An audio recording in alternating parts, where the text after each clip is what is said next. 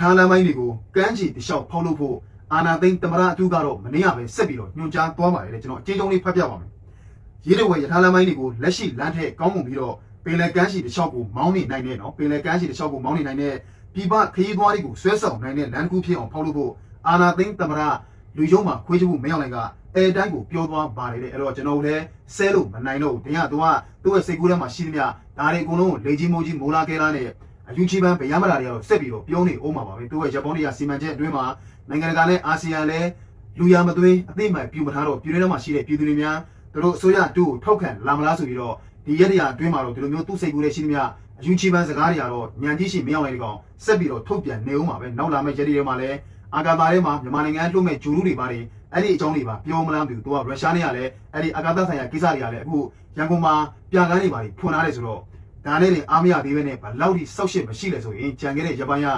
ရုရှားနိုင်ငံပါတယ်ဒုတိယကမ္ဘာစစ်စီးရေးပြပွဲအခမ်းအနားသူ့ကိုဟိုကတမင်တကာကိုလူရမသွင်းလို့မဖိတ်တာဘူးဒါကိုသူ့ကိုဖိတ်သေးလားဆိုပြီးတော့ရုရှားနိုင်ငံကိုပါတယ်လှမ်းဆက်သွယ်ပြီးတော့မရောက်နိုင်လို့ဒါအကြမ်းဖက်စစ်ကူးဆိုတာမေးမြန်းနေတယ်သူတို့ရဲ့ကာဂျူကြီးတမယာသီးဖြစ်လာပြီးတဲ့နောက်မှာတအားကိုရုရှားကဒီလုပ်တဲ့စီးရေးပြအခမ်းအနားကိုတက်ချင်တာအမှလည်းရုရှားဖိတ်ခေါ်ခြင်းကိုမခံဘူးအခုလည်းမနေ့ကရုရှားသမ္မတပူတင်ကအာဆီယံနိုင်ငံခေါင်းဆောင်တွေကိုတကူးတကကိုသူရုရှားနိုင်ငံကိုဖိတ်ခေါ်ထားတယ်လို့သိရတယ်ဒါပေမဲ့ဖြစ်ချင်တော့အာဆီယံနိုင်ငံခေါင်းဆောင်တွေကလည်းဒီစစ်ကူးစုကနေပြီးတော့လွတ်တော်အတူကနေအစိုးရအတူကတက်လာတဲ့ဒီလူသက်သမားမရောက်နိုင်ဘူးလူရမသွင်းတဲ့အတွက်ကြောင့်မလို့ကျင်းသေးပေါ်အာဆီယံနိုင်ငံခေါင်းဆောင်တွေကလည်းမရောက်နိုင်ဘူးခေါ်သွားမှာမဟုတ်ဘူးဒါပေမဲ့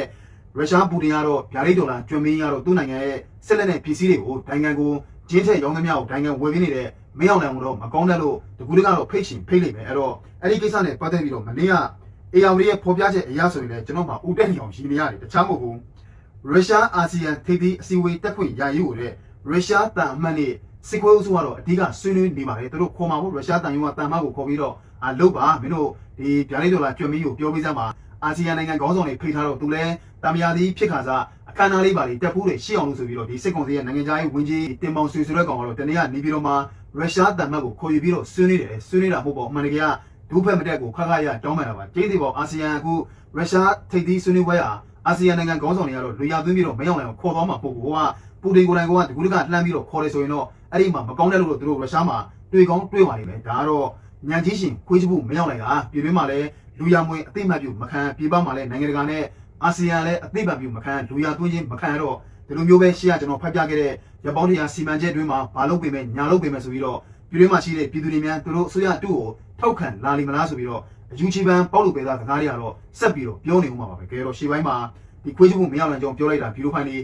ရှေ့သွားမယ်နေတူပါတယ်နောက်ထပ်သတင်းမဟုတ်ဆိုရင်မနေ့ကည DVB ရဲ့ဖော်ပြချက်အရတော့ရှေ့တန်းမှာတိတ်သွားတဲ့စစ်တီများကိုညီနေရပေးမယ်ဆိုတော့လေတကယ်တမ်းရရှိတဲ့သူမရှိပါဘူးလေအကျဉ်းချုပ်လေးကျွန်တော်ဖတ်ပြပါမယ်ရှေ့တန်းမှာခွေးသိဝတ်တိတ်သွားတဲ့အရာရှိစစ်တီတွေကိုတကုံစိတ်ကမ်းမြို့နယ်ညောင်မေသာကျွော်မှာပေ20 60မြေခွက်တွေကိုမြေခွက်တန်မိုးရဲ့10ရာခိုင်နှုန်းနဲ့ရောင်းချပေးတာလို့တပ်မိသားစုတွေတယောက်ကပြောပါတယ်1027စစ်စီမှာတိတ်သွားတဲ့သူတွေများလို့ရန်ကုန်နဲ့မန္တလေးမှာမိခိုတွေအတွက်မြေခွက်တွေကို10ရာခိုင်နှုန်းနဲ့ရောင်းပေးတာဥမာမြေခွက်တန်မိုးက7,900ဆိုရင်7,50ပဲတွင်းရမယ်ဝယ်မယ်ဆိုရင်တော့တိုင်းဆိုရကိုရှောက်ကမယ်သူတို့ကနေစင်ပြန်ပြီးတော့ရောင်းပေးတာရှောက်ထားတာ3နှစ်ပြည့်တော့မယ်တဲ့အခုချိန်လေးအကြောင်းလဲမပြန်ပါဘူးတဲ့တိုင်းဆိုရမှာတဲ့သူတို့လွယ်လွယ်ကူရှောက်လို့ရတာမဟုတ်ဘူးနော်အဲ့လိုမျိုးသူတို့ဌာနဆိုင်ရာအသီးသီးရဲ့အရာရှိပိုင်းတွေရဲ့ထောက်ခံချက်တွေသူတို့လင်းနေတိတ်ဆုံးသွားခဲ့တဲ့အချက်လက်တွေအကုန်လုံးတက်တည်ဓာတ်ပုံတွေလည်းပါမှာပေါ့ဒါတွေအကုန်လုံးပြည့်ပြည့်စုံပေးရင်အဲ့ဒီတိုင်းဆိုရမှာဖောင်ဘိုးကနေချက်က3,000စာရွက်စာတမ်းကြီးက2,000စုစုပေါင်းပတ်စံငွေ9,000အရင်တွင်းရတယ်ပြီးမှရှောက်လွှာကိုကော်မတီမှာတင်ရသေးတယ်အခုချိန်ကြီးကတော့ဗိုလ်ကြီးစင်းကနေအောက်ခြေတသားအဆင့်ကြီးရတဲ့အတိုင်းမကြားမိပါဘူးမသိဘဲနဲ့တာဝန်ထမ်းဆောင်နေတဲ့ viewer မှုတွေတက်ရင်မှုတွေကတော့ရသွားပြီလို့ပြောနေကြပါတယ်တဲ့ကဲတော့ဒါကတော့ DVB ကဖော်ပြလာလို့တော်တော်လေးရှိပါတယ်တက်တွင်းတွေကစစ်ကွင်းမိသားစုတွေနဲ့ကြုံတွေ့နေရတဲ့အဖြစ်ပြက်ဘေးနားမှာအပြည့်အစုံချပေးထားပါတယ်အဲ့တော့ရှေ့တန်းနေမှာတိတ်သွားတာမှာတိတ်ယောက်ျားဟိုမှာအယိုးတော်ဆွေးတော့မယ်3နှစ်ရှိနေပြီမြေကွက်လေးမဲရမလားဆိုပြီးတော့ရှောက်တာဖောင်ပုံး9,000တာကုန်သွားတယ်အခုချိန်ဒီအောက်ခြေဒီဘိုးကြီးစင်းကနေအောက်ခြေတသားစီမြေကွက်ရတဲ့သူတယောက်မှမရှိသေးပါဘူးလေရတာဆိုလို့ဒီမသိမဲနဲ့တာဝန်ထမ်းဆောင်နေတဲ့ viewer မှုလို့တန်ရင်မှုအစ်စ်နေရပဲအကုန်လုံးရသွားတယ်ဆိုတော့ကမင်းတို့ကလောက်ဒီပဲခံအခုချိန်ဒီလဲစောင့်မရှိတဲ့ဟာတွေမဟုတ်ဘူးကြာမသေးတယ်မနေ့ကည ARV တိုင်းသတင်းဌာနဖော်ပြချက်အရတော့စကိုင်းတိုင်းကောလင်းမြို့မှာအခြေချနေတဲ့အကြမ်းဖက်စစ်ကောင်စီတပ်ဖွဲ့ဝင်တွေဟာရိတ်ခါပြက်လက်နေမှုကြောင့်